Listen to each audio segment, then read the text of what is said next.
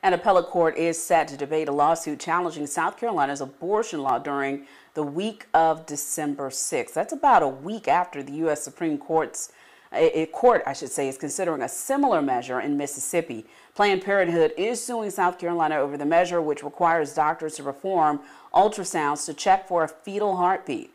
A judge has blocked our state's law pending the outcome of a challenge to Mississippi's new abortion law, which the U.S. Supreme Court expects to hear on December 1st.